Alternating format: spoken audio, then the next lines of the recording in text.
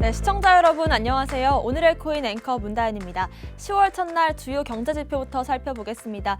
일단 어제 뉴욕 3대 지수 모두 하락을 했습니다. 미국 상하원이 임시 예산안을 가결하면서 가까스로 셧다운을 넘기는 모습, 그리고 금리도 안정세를 찾아가고 있지만 9월 마지막 날은 장이 하락하면서 마감을 했습니다.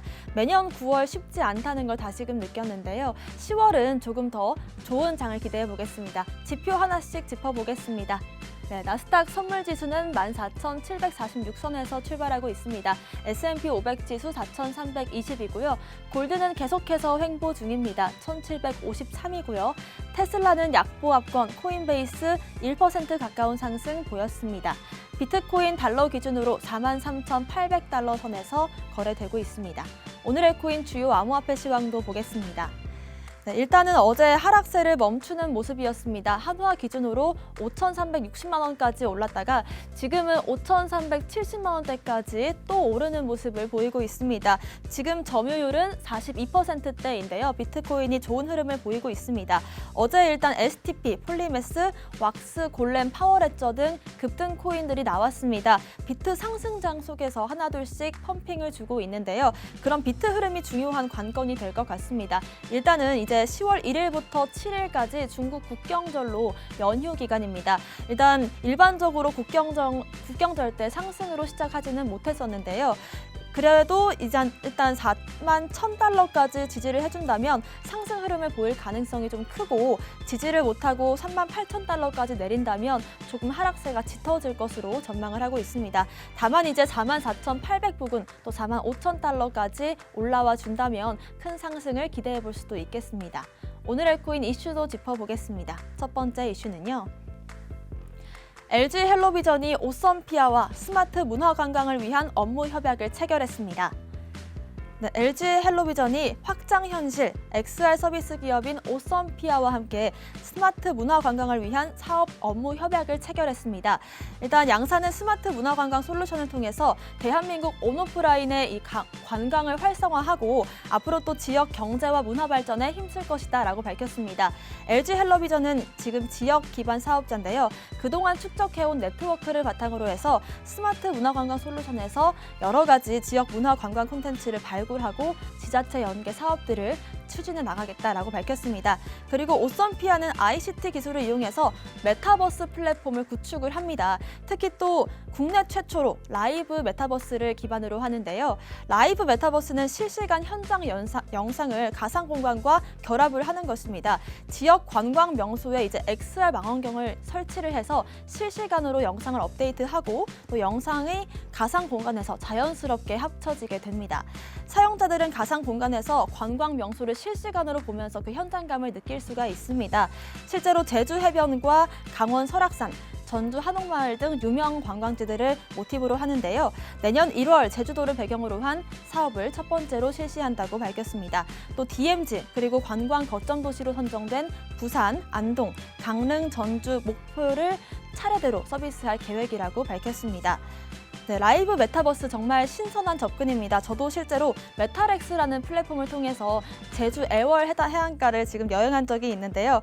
애월 바다를 갔을 때 실제로 바다 소리도 들리고 실시간 영상들을 보면서 그 현장감을 느낄 수가 있었습니다.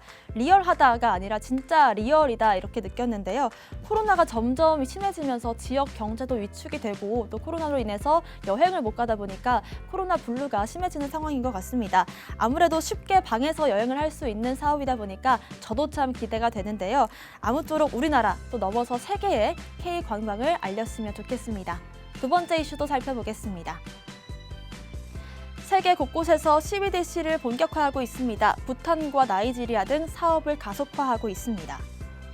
네, 세계 각국에서 CBDC 도입을 위해서 분주히 움직이고 있습니다. 특히 남아시아의 소국인 부탄이 리플과 손을 잡았고, 또 10월 CBDC 시범 운영에 들어가는 나이지리아는 비트를 기술 파트너로 손꼽았습니다. 네, 부탄 중앙은행은 기존 지급 결제 인프라를 기반으로 해서 리플 CBDC 프라이빗 원장을 단계적으로 소액 또 다액 송금, 국가 간 송금 사례에 적용하겠다고 밝혔습니다. 양첸 초갈 부탄 중앙은행 부총재는 리플과의 이번 협력은 부탄에서 CBDC가 지속 가능한 디지털 지급 결제 수단으로서 가능성을 입증할 것이다라고 말하면서 리플 오늘의 솔루션은 CBDC를 부탄의 기존 지급 결제 인프라와 통합을 하고 또 효율적이고 비용 효과적인 국제 송금을 보장할 것이다라고 밝혔습니다. 또 나이지리아는 오는 10월 1일, 오늘이죠. CBDC 시범 운영에 들어갑니다. 외신에 따르면 나이지리아 중앙은행은 핀테크 기업인 비트를 CBDC 기술 파트너로 뽑았는데요. 이 나이아를 시범적으로 발행 또 유통합니다.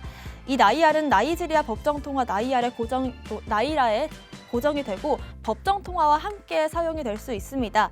또 나이지리아 중앙은행도 이 나이라의 발행, 배포, 상환 역할을 전담하고 비트는 앞으로 지갑과 은행 계좌 간 거래를 수수료 없이 지원할 계획이라고 밝혔습니다. 이제 이렇게 금융 소외 국가들에서 CBDC 본격화를 추진하고 있습니다. 또 더 장점이 극대화될 수 있다는 연구 결과도 나왔는데요. 현재 CBDC 도입을 적극적으로 진행하고 있는 국가들을 보면 대부분 좀 금융 서비스가 잘 구축이 되지 않은 나라들이다라는 공통점이 있습니다. 그렇기 때문에 좀 이런 곳들에서 앞으로도 CBDC가 가속화될 것 같은데요. 실제로 부탄은 남아시아의 소국이기 때문에 대부분 사업이 농업 또 목축이 대부분입니다. 또 부탄 중앙은행도 부탄의 금융 포용성을 2023년까지 85%로 끌어올리겠다라고 밝혔는데 이건 또 그만큼 지금 금융 서비스를 잘 못 받는 사람들이 많다는 뜻으로도 풀이가 됩니다. 나이지리아도 금융 소외는 마찬가지입니다. 성인 3분의 2 가운데 지금 은행을 이용하지 못하고 있는데요. 은행 계좌를 가진 4,700만 명 가운데 3분의 1만이 은행 계좌를 사용하고 있다고 밝혔습니다. 앞으로도 이렇게 금융 소외 국가들에서 CBDC 도입에 박차를 가할 것으로 보입니다. 오늘의 코인 이슈까지 살펴봤습니다. 저는 잠시 후 다시 돌아오겠습니다. 오늘의 코인 가자!